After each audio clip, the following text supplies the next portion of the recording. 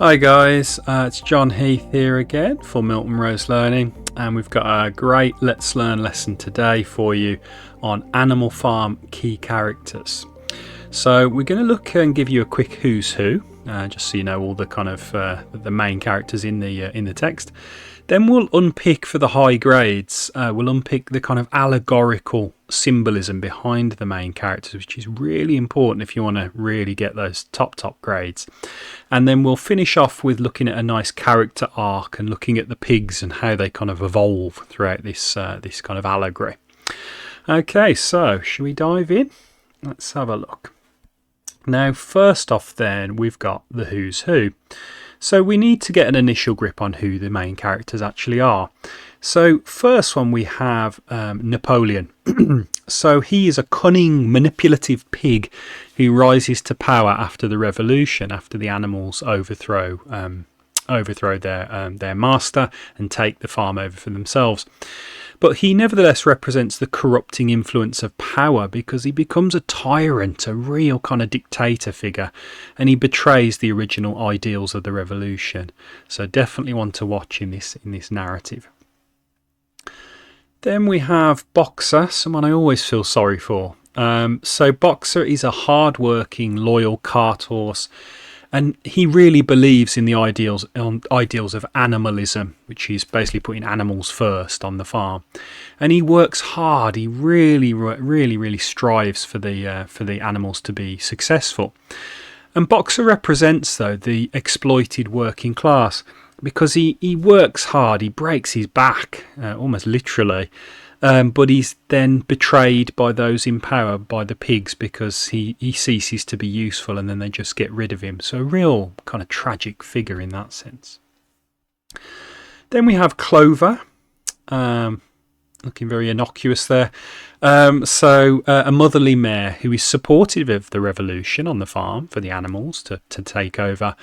And Clover represents the common working class individual who begins to question the growing inequality on the farm, but struggles to actually act on it because she's a sheep, so she's not as strong as the other animals, so she can't ever really do much in terms of affecting change. Then we have these feisty animals, so we have the dogs. Okay, so the dogs were trained by Napoleon to be his enforcers on the farm. So they act as a very brutal kind of security force, getting rid of any enemies. And they represent the use of force and terror by totalitarian regimes to maintain control, which we'll tease that comparison out a little bit more in a minute.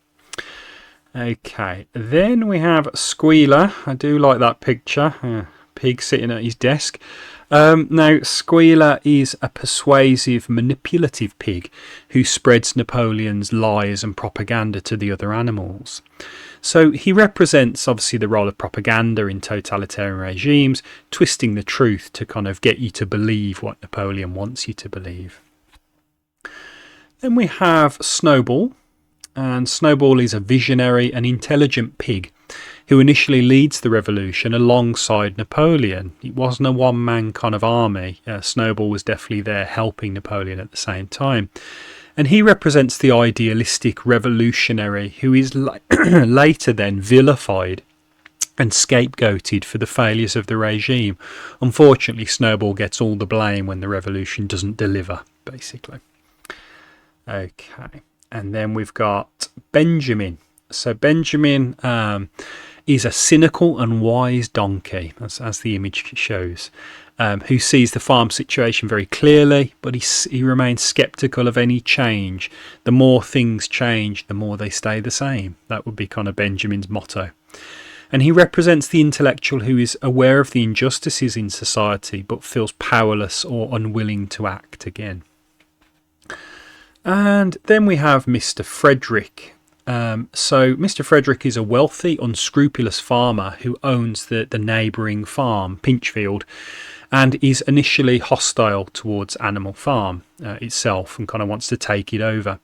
And he represents the capitalist classes who exploit the working class and the working class kind of animals for their own profit. So not a nice character at all. Now, that's just a very quick kind of rundown of who's who. of the key characters in Animal Farm. But we want to go deeper. If we want to get the high grades, we need to unpick them on a better level, really. So we're going to look at them as we know, this text is very much an allegory. And an allegory is a text where each main character kind of symbolises somebody or something in the real world. And we need to unpick the allegories and the symbols behind each character. So as luck would have it, we've done it on a really nice table here. So we're going to have a look at this together. Okay, just like you're in one of my classes. So first off then, we'll take Napoleon, and then we look, as we can see, we'll look at their role in the text, but then most importantly, we'll look at who or what they allegorically symbolise. What do they actually stand for in the text? So first off, we'll take Napoleon, because he's the main character. And so the role in the text, he's the leader of Animal Farm before betraying the revolution's ideals and and selling everybody out. But what does he symbolise then in the real world? Well, as we can see there, he symbolises the leader of the Soviet Union in Russia at the time, who was Joseph Stalin, who was a real tough dictator, very horrible to his own people. And George Orwell, the writer, didn't agree with what Stalin was doing, and he was saying he was promising the Russian working class everything, but delivering them nothing but death and misery. So Napoleon is an allegorical symbol of Joseph Stalin. Very important to understand that, and I would be researching Stalin and all of the horrors in the Soviet Union.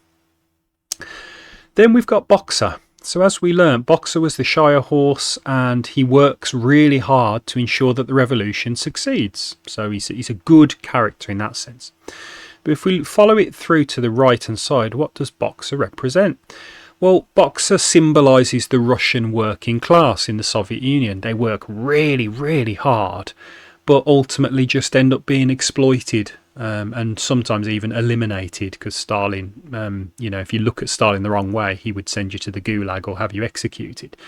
So Boxer very much symbolises the Russian working class, and I think that's really important. And they toiled and got absolutely nothing out of the Russian Revolution.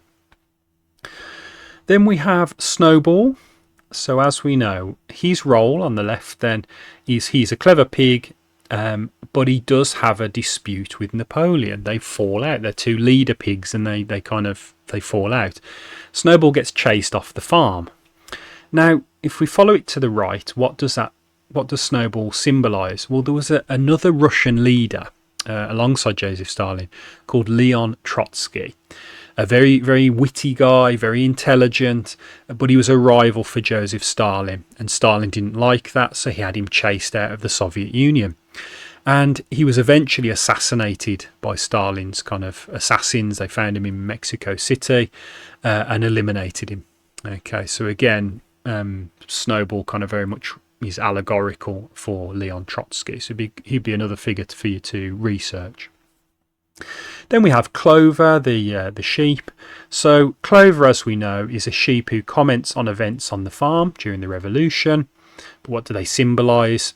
Well, follow it to the right. Clover symbolises the silent majority in the working class who realise they know that the revolution in the Soviet Union was not working, but they were either too scared to act or they just couldn't. They just didn't have any agency. They had no freedom to be able to do anything about it. So very much a silent majority there. Then we have the dogs. Okay, so the dogs are literally on the left, they're a pack of dogs, but they terrorise the other animals on the farm to consolidate Napoleon's power. So he uses the dogs to scare all the other animals to basically do his bidding on the farm.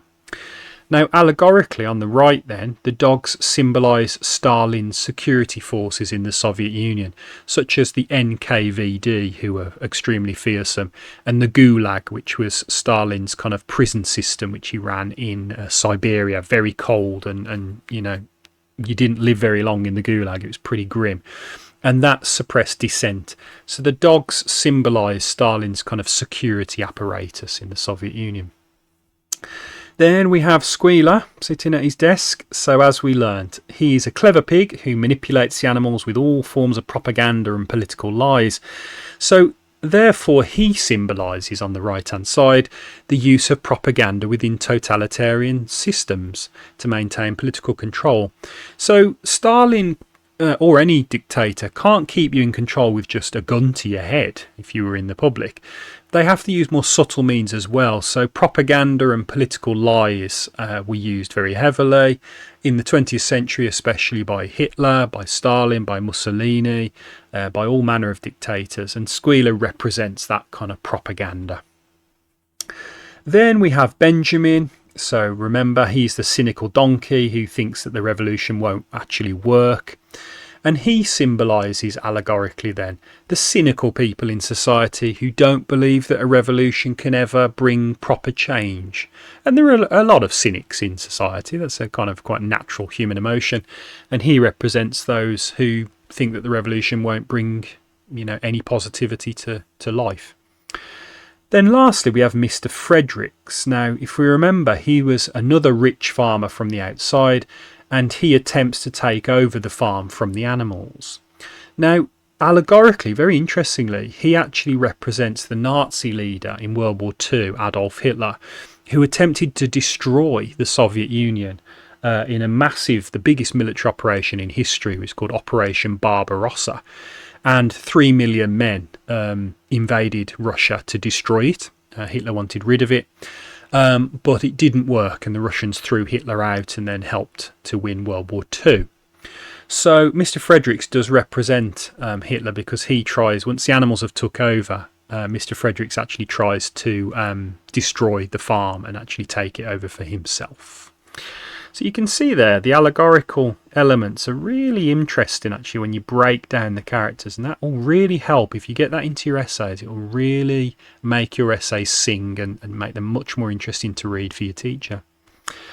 Okay, now let's finish by looking at the character arc of the pigs on the farm, because they're the kind of ones who really drive the action.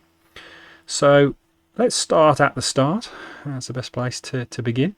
The start of the text. So let's have a look then. Love the image. Old Major there kind of giving a great speech to all the animals. So in chapter 1, there's a kind of a pig at the start called Old Major. He's very old but very, very wise. And he basically inspires the animals to rebel against human oppression. He says, these humans are exploiting us and we need to overthrow them. So Old Major is wise and idealistic, and he symbolises, because remember all the animals symbolise somebody, probably Karl Marx or maybe Vladimir Lenin, who were revolutionary communist leaders, and they inspired the working class in Russia to rise up and overthrow their leaders, the Tsar. So he symbolises the hopeful origins of revolution at the start. And there's a great quote that he says. He says, "Remove man from the scene, and the root cause of hunger and overwork is abolished forever." So if we get rid of the humans, we can live the dream and we can take over and we'll actually lead much nicer lives. So it's very hopeful at the start. The pigs are actually kind of leading the animals forward. However, it does change pretty swiftly. So we have a turning point. So if you're in my class when I'm teaching kind of literature, I always teach in terms of turning points. What are the big parts of the narrative? And this is one. As you can see in that image, Snowball is being chased off the farm. So Napoleon uses the dogs to chase Snowball away because he wants full control and he doesn't want another leader trying to kind of take control himself. So he boots him off the farm. And Napoleon becomes a tyrant using fear and violence to eliminate opposition, just like Stalin did. You can research things like the Gulag I spoke about earlier, but also things such as Stalin's Great Terror, where he would just literally kind of send squads executing and arresting people. It was all very, very brutal. And a quote, though, when Snowball gets kicked off the farm, they dashed straight for Snowball, that's the dogs, who only sprang from his place just in time to escape their snapping jaws. Okay, very dramatic point. But that's the turning point, or one of the turning points in the narrative, because that's where Napoleon consolidates his power and gets rid of all political opposition. Okay, and then as we move to the end of the text, okie dokie, let's just line that up nicely. There we go. Okay, so by chapter 10 then, a lot has changed, and the pigs walk on two legs now, just like their human overlords that they overthrew, and they dine with humans, they eat with the enemy, and they're indistinguishable from kind of humans. So the pigs are now fully corrupt. They've lost their kind of revolutionary ideals. They've totally betrayed them. And Orwell's warning clearly there is that power starts to corrupt people. Okay, you can't kind of acquire power and remain pure. It will change you. And a really good quote for this is, the creatures outside looked from pig to man, and from man to pig, and from pig to man again. But already it was impossible to say which was which. So the pigs have turned into the very things they hated, the humans that they overthrew. They're walking on two legs, they're looking like humans, they're talking like humans, they're having dinner with humans, and so they're no better than the humans. So the pigs have basically betrayed all of the ideals of the revolution. Okay then. Right, so if we just give, I would say, my top 3 takeaways in terms of a summary, I think we've gone over a who's who, so I would be revising those characters in more detail, especially zooming on Napoleon, because Napoleon is a very, very interesting character. Then also we've had a look at the allegorical figures, and you need to understand, and I would be researching the Russian Revolution, looking at characters or real life people like Joseph Stalin, Leon Trotsky, also other people like Molotov and things like that, people that you can research to get a real good grip on the Russian Revolution and Soviet Russia, because that's what this book is allegorically symbolising. It's really attacking Soviet Russia. And then as a third kind of takeaway, looking at the character arcs and look at how the pigs kind of develop over the text, because at the start they're actually quite hopeful and they're quite intelligent and they're going to kind of lead all the animals to a better life, but it doesn't work out that way. And by the end, as we learnt, they're just indistinguishable from humans. So I would be studying that character arc, especially Napoleon as the lead pig as well. I think that's going to be very, very important to you. So if you found this video useful, as always, please don't forget to hit the like, subscribe and tap the bell icon. It really helps the channel to grow. And keep looking at the Milton Rose Learning YouTube channel, because we drop new content every single week. Okay, so it just remains to say, obviously, keep learning, keep growing, and we'll see you again for another Let's Learn video soon.